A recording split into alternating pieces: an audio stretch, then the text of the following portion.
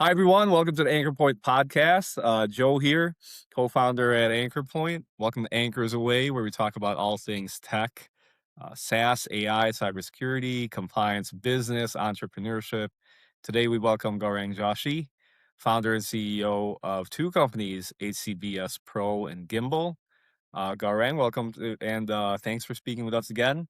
So, Gaurang, tell us about your two companies. What is HCBS Pro, and how did Gimbal come out of it? Sure. Thank you very much, Joe, for inviting me and doing a wonderful job in securities and everything, helping a lot of companies like us getting more compliant. The way HCBS came in, I used to own a home care agency. We get out of there and we see that, okay, there are a lot of home care people needs help. We started helping a home care agency as like you, and we see that, okay, there are gaps in their AMS, whatever the software they're using, EMR they're using.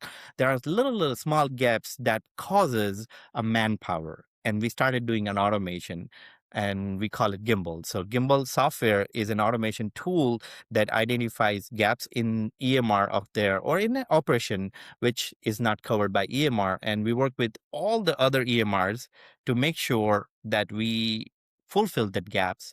We take away the burden of a human hours. We take away the human hours and we automate that way so that human are used for caring, not for like making calls or doing a redundant work. Tedious work.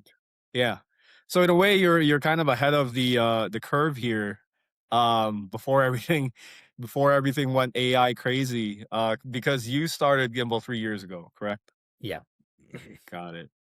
And how's everything going with Gimbal? You said you mentioned the first time we spoke that you had started picking up a lot of clients. You have a lot of users. So Absolutely. yeah, tell us about that journey.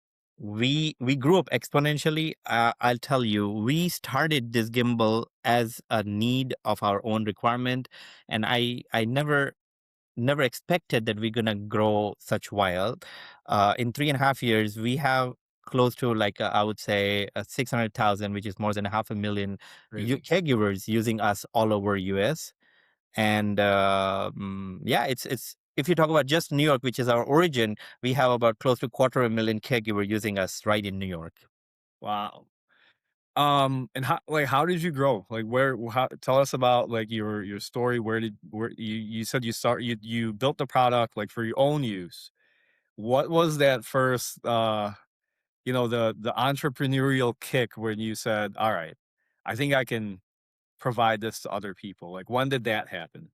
So as I told you, man, like it did, gimbal came out of necessity, but at the same time, like when I used to call as a manager, as an administrator of like a agency, I always called my coordination team, and if I call them on Monday, Tuesday, usually on Monday, Tuesday, the ratio of me getting answer is 50-50.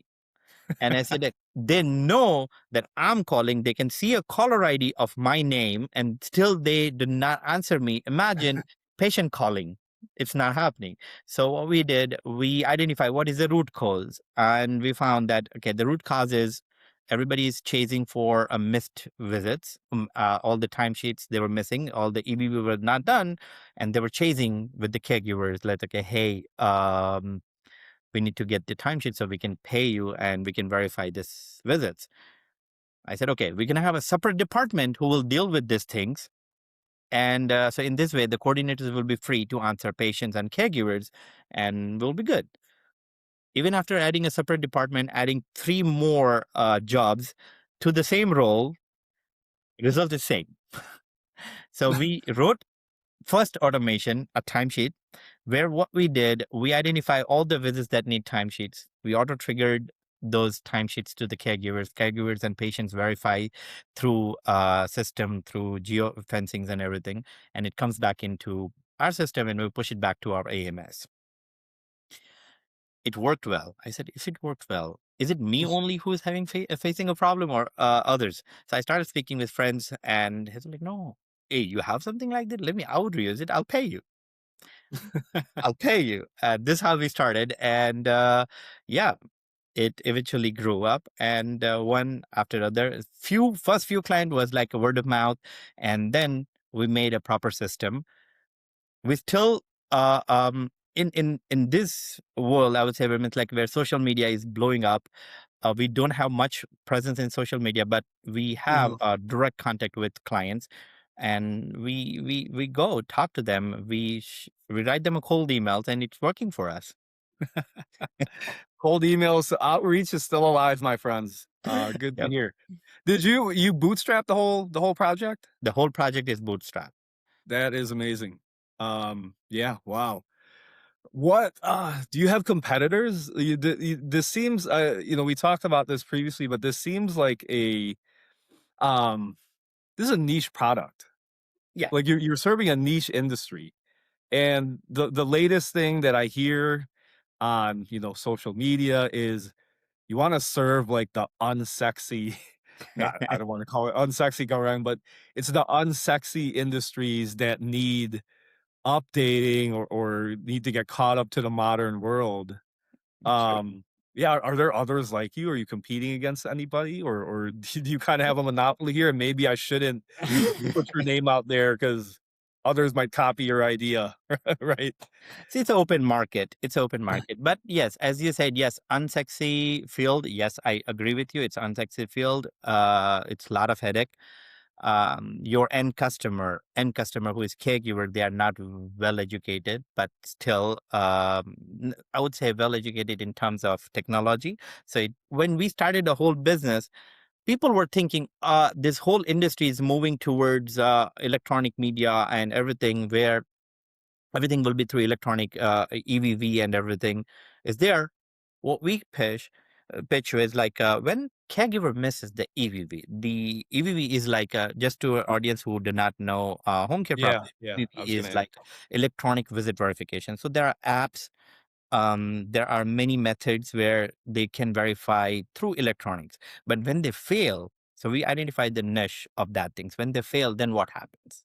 If that fails, it does not fail every day, but it fails 10 to 15% of time. So that's our business, that 10 to 15% of time. Got it. Okay. So Garang, let me switch gears here a bit and switch into something that's like a little bit more familiar to me, right? Um as a business owner, for a software company that's you said 3 years old now, right? At Gimbal. Um you adopted SOC 2.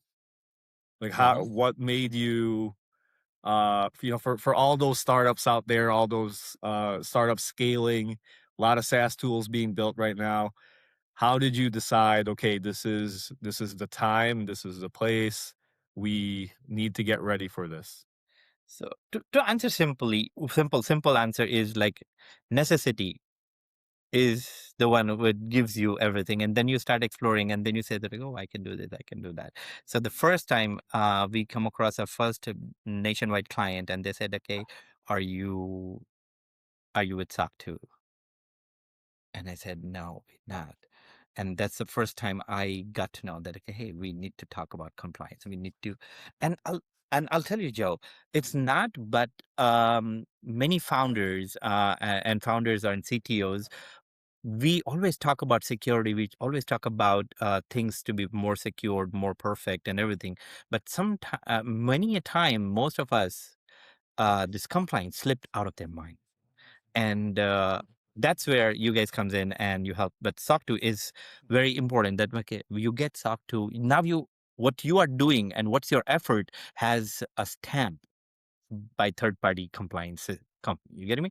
That's Right. where we realize, we say that, okay, no, it's worth it, because it will give us more a legit um accreditation or recognition to our clients as well. What were you doing, if you don't mind, what were you doing for security, for data protections, like before SOC 2? What did that look like? Because for a lot of organizations now, a lot of small companies, SOC 2 or some sort of compliance framework is their first like path to security, right? So before SOC 2, I'll tell you, we used to do things, but everything manually. And tell you one thing with SOC 2, what we learned is being organized. We were doing before, but in an a random fashion, Yeah, not when organized. you needed to, maybe when Yes, there was a fire, exactly. and this SOC 2 forced you to become organized and Organized.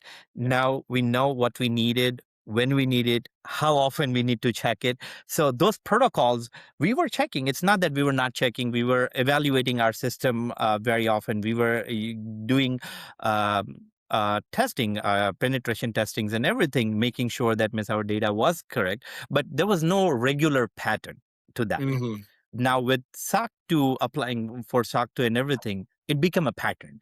Now we know there are policies which is a common sense sometimes, but we never had those policies. It's just a common sense. You getting me? Right, right. And uh, and I'll tell you, sometimes common sense is very uncommon.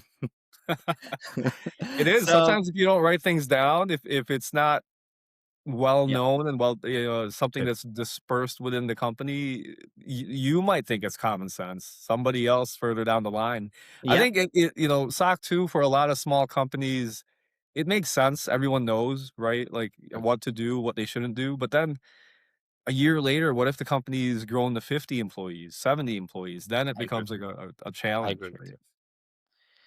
I'll tell you, one of the things means like when we were doing a SOC 2 preparation, we came across is how you dispose your computer.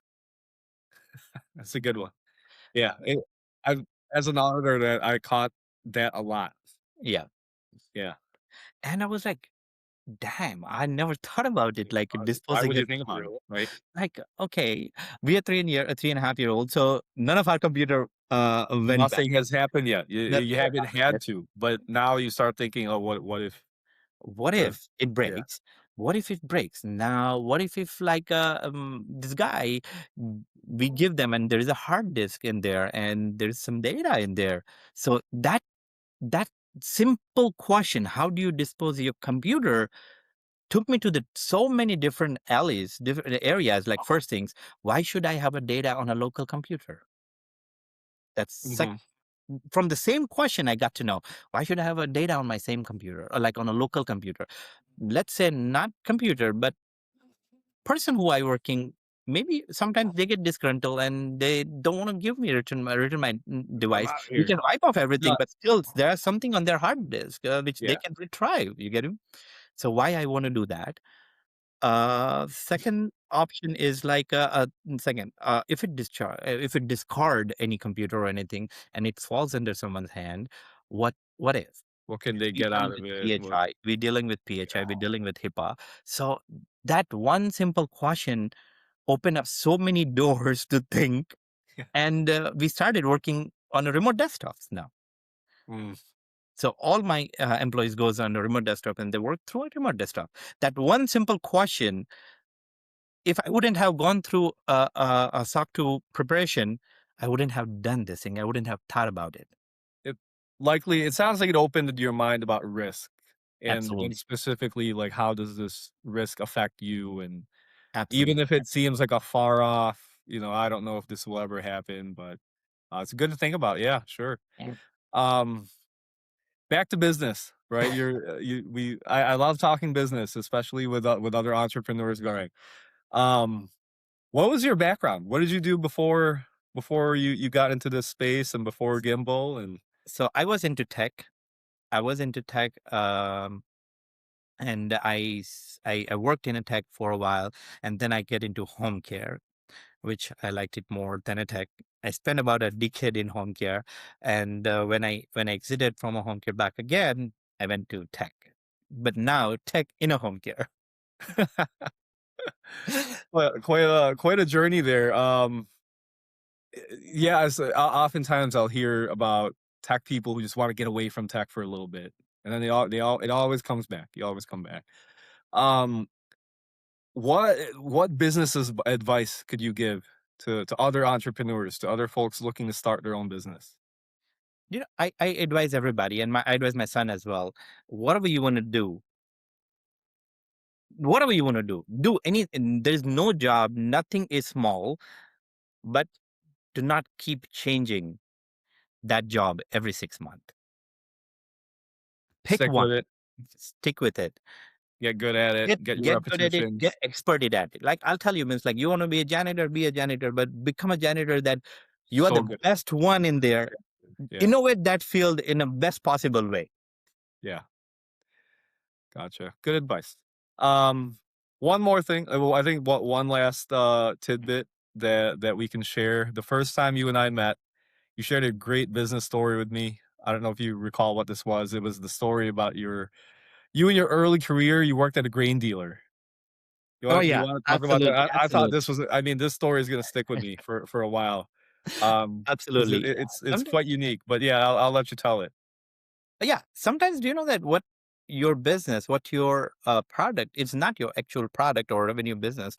And I learned that it's not what exactly what you see is what the business is. I started my career with a wholesale grain dealer, and he used to sell truckloads of grains every day, around like 100, 200 trucks every day.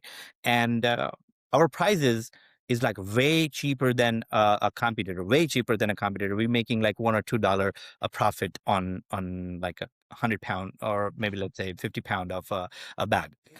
And I was like, why?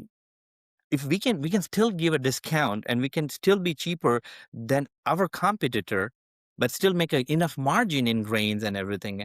And my owner, first he avoided me for a couple of days, but I was persistent in like my question. Every time I meet him, like, we can still make a bit. Why we do not make much profit here? We give like 50, 60% discount than our competitors. And he said, like, do you know that, son? I was very young little kid. He said, son, our business is not selling grains. Our business is selling jute bags and pallets. And I was like, how? Explain me. And he was like, do you know how many trucks we sold today? And I said, about 200 plus. He said, like, so with that 200 plus, every grain bags is covered in a jute bag.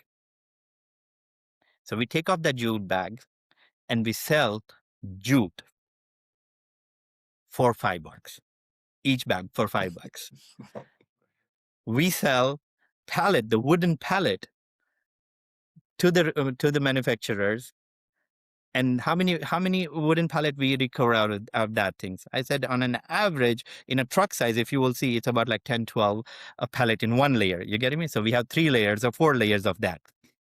So in given truck, we get about 50, 60, 50, 60. Let's say for math, if you make it 50 times 200, you getting me? 1,000 pallets, we got it, wooden pallets there. So that's our business. We're gonna sell pallet, we're gonna sell jute, which is way more profit than. And now with 60% discount than a market, the buyers has no brainer to Right. make a deal with me. And trust me, that ideology I used somewhere in my business everywhere. Even with my successful business, Gimbal, we did the same thing. Everybody was running out of the hunt, like full business. Like, we want to take over everything. They want to take over, they want to replace all AMS. They want to do like everything. We did not replace anybody. We worked with everybody. Hmm. We just found our niche for that 15%, 10% margin on there. That, okay, the place where there's a gap of 10%, there's a gap of 15%. We went there and we filled that gap. Yes, our volume, our revenue is not that big as like a big AMS, but now we're working with all the other AMS. AMS are not feeling as us as a competitor. They're feeling as a friends, as a partner, Collaborator. collaborators. Yeah. Yeah. Yeah.